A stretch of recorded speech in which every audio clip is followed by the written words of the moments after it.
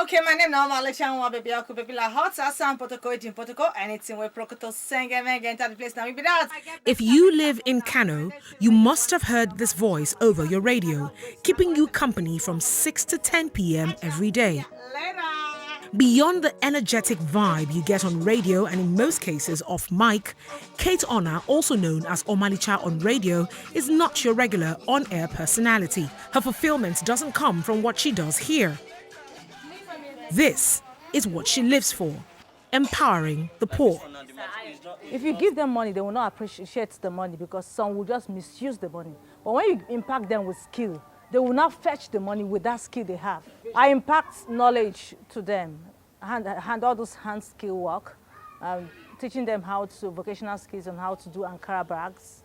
Not only Ankara bag, we have done something on beads making. Kate's love for humanity began at a young age. As a member of the Interact Club in secondary school, Rotaract Club in university, and now a member of the Rotary Club, Kate has always ordered her footsteps towards serving humanity. Besides producing baobab powder as an extra source of income, she looks out for individuals with skills capable of lifting others out of poverty. I discover young ones. If I see you have a talent, I say, okay, come, I'll organize a training. You come and teach people and pass this talent to other persons. Kate is deliberate about her mission to emancipate people out of poverty. For a mission she doesn't get paid for, Kate employs meaningful incentives to ensure her outreach is successful. If I'm doing my training, I organize free medical care where I invite doctors, medical doctors, that people will now come and lay their problems to these medical doctors, and he gives them the solution to their problems. It's important to do that because most of the persons, they don't have that facility to go to the hospital.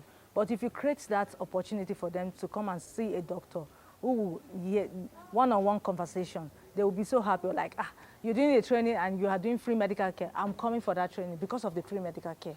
In 2017, Kate empowered over 200 women. Victor was one of the few men who attended. Today, he serves as a trainer, teaching these group of people how to make bags.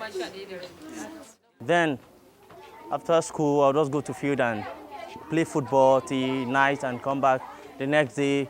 But since I learned how to make bags and clothes and other things, it has helped me. Now I spend my time on quality things, not going to field to play football because that, for now, it doesn't pay. But this one pays me a lot. Mustafa Saad is the youngest trainee in her outreach. An orphan, he hawked tiger nut drinks after school. Kate noticed Mustafa after he showed interest in learning a vocational skill. With permission from his guardian to allow her train him instead of hawking, Mustafa is gradually perfecting his skill in bag and shoe making. Though in junior secondary school, his English isn't so good, but this much he was able to tell us. I made the shoe and the bag I myself. Blessing Godwin is also a former street hawker turned designer. I can testify the goodness of what bag and shoe I've been doing in my life. So because they have been taking me from place to place I don't know, especially I can even stand on even the graduate. I'm not one of the graduates, but at least I can give knowledge to others. Kate's parents are from eastern Nigeria, but born in Kano State. She earns a living in order to change lives. Her outreach is self-funded and says the impact on the lives involved makes it worth it. When I see the next person close to me smiling, I'm happy. So that's what keeps me, that's what gives me the joy. Seeing my fellow, even though the person is not from where I come from, seeing him smiling, I'm happy. Today, Kate isn't alone. Emmanuel Ngbede, an artist, joins her to carry out his initiative, Feeding the Poor. Emmanuel is young, but life, he says, has dealt him his fair share. Earlier, I'm an artist. I grew up in a poor home where all the burden was on the shoulder of my mom. She single-handedly trained us, so we had difficulty in feeding. Getting 3 square meals was quite difficult. So on my own, I looked at it and I said, really, if we can really suffer that much, how much more people on the streets? So I had that covenant with God that I'll grow up to be an ambassador for the poor. Also a footballer, Emmanuel says proceeds from his art sale and donations from observers fund his outreach. His sister does the cooking while he distributes. His dream is to feed 200 people in a day.